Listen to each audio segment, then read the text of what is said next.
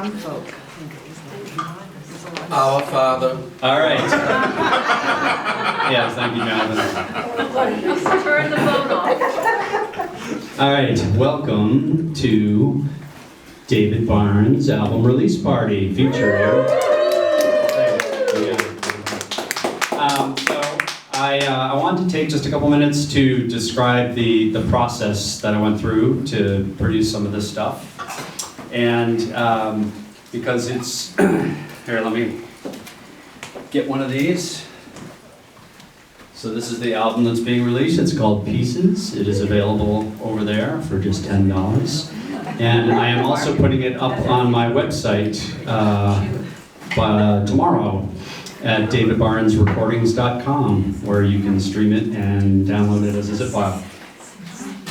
So this album, which took me about 5 years to put together, I wanted to just talk a little bit about the process. I know that some of you haven't probably been in a recording studio, seeing a band recording an album, but I just wanted to sort of compare and describe how it differs from what you would do if you were a rock band. So typically, a rock band goes into a recording studio, and they've practiced and practiced and practiced their songs before they get in there because they don't want to waste time. It's expensive.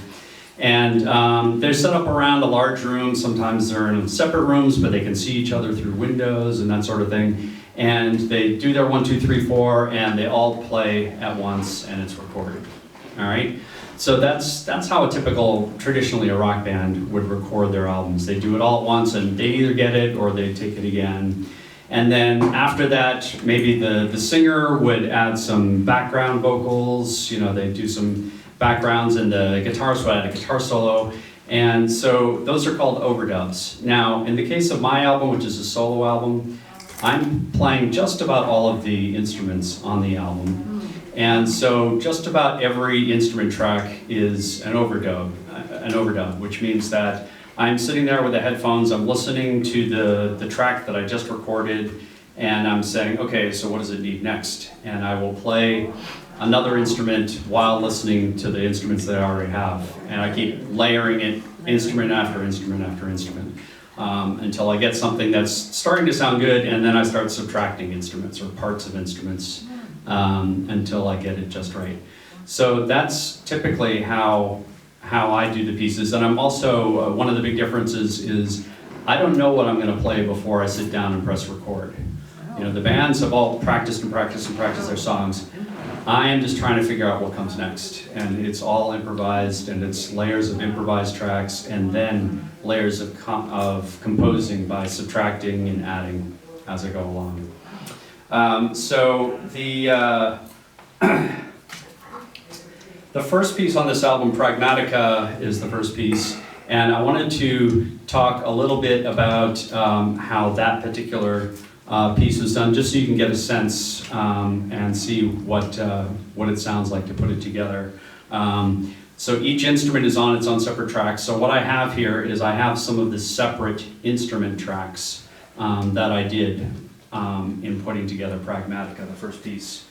So I'm going to. So the very first sound in Pragmatica sounds a bit like a synthesizer. It is actually not a synthesizer. It's a Rhodes piano, which is a piano that has hammers that hit tongues and that get resonated.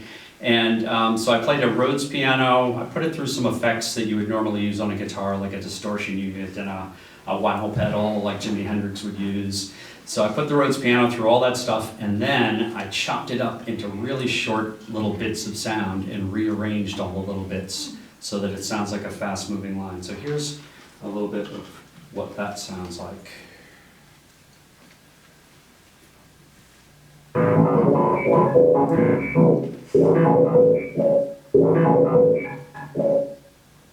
All right. So, hang on.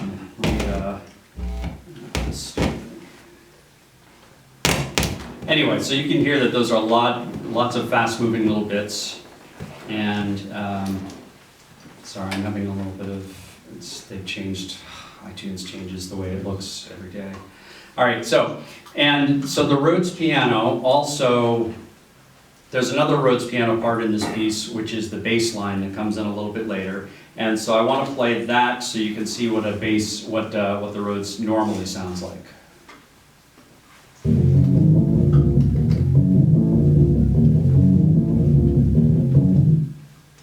All right, so that's another part of this piece. It's the bass line done on the Rhodes piano, just with my fingers. So then I decided that it needed a drum part, and it's been a long time since I've sat down behind a drum set. And so I went back and looked through my old cassettes from the 1980s and 1990s when I used to be pretty good at playing the drums. And I found this recording of myself in a practice room in 1987 that was just about the right speed for this piece. And so I added that, and that sounds like this.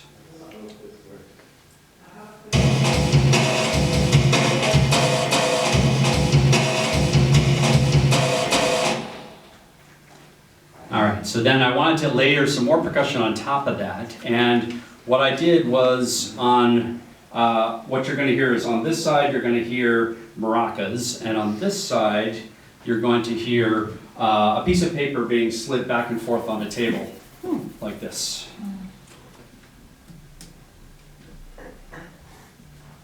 Hello?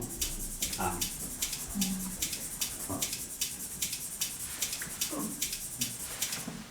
Did I get that right? All right, so yeah, so that's the paper and the maracas. And then there was one more track of percussion that I want to play, which is the casserole dishes. So I often use what's called found object percussion. No, I'm going to play the hubcaps later, actually. So the casserole dish is next, and so this is what that sounds like. This is played with a ruler.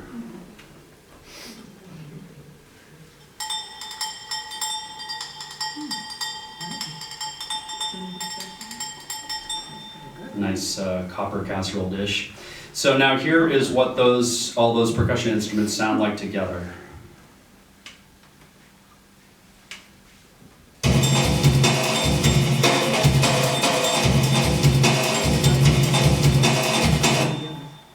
All right. So then we have to have a melody part, right? So I added a couple of guitar parts. So here's the main guitar melody.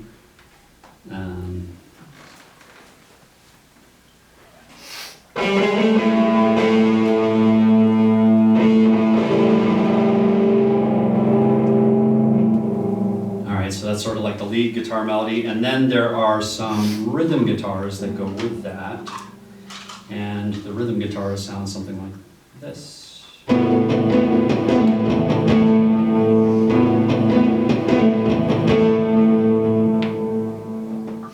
All right, so I mentioned that the very first sound that you hear at the beginning is Rhodes piano. It's not synthesizer. However, there are some synthesizer tracks in this piece. And the synthesizer that was used was played by somebody I used to collaborate with in Philadelphia named Charles Cohen. And he has this Buchla analog synthesizer that was built in 1972. It's one of these sort of big, like square boxes with lots of wires and knobs and holes and switches, and it kind of looks like an evil genius behind it. And it's a very rare instrument. There's only a few hundred in existence. And anyway, so I went down to Philadelphia and got him to add several tracks. Here's one of them in a second.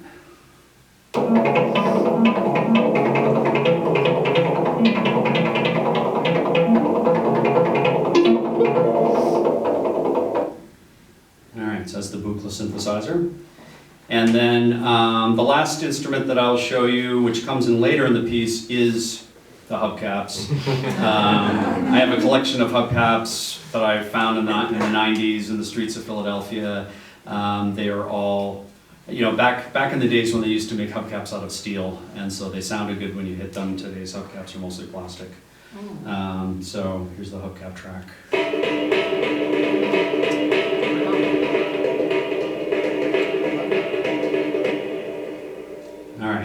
So as you can guess, this is going to be a fairly fast-moving piece. It's the one really fast-moving piece on this album. A lot of the album is very kind of slow and chill. But what I would like to do is I'm never going to be able to perform this piece live, so this is the performance here tonight. So if we'd be willing to just sort of sit and listen to just this one song, and then I'll stop afterwards, just say a couple words, and then we can go on and go listen to the rest of the album, but go back to talking amongst yourselves. All right? So here is Pragmatica.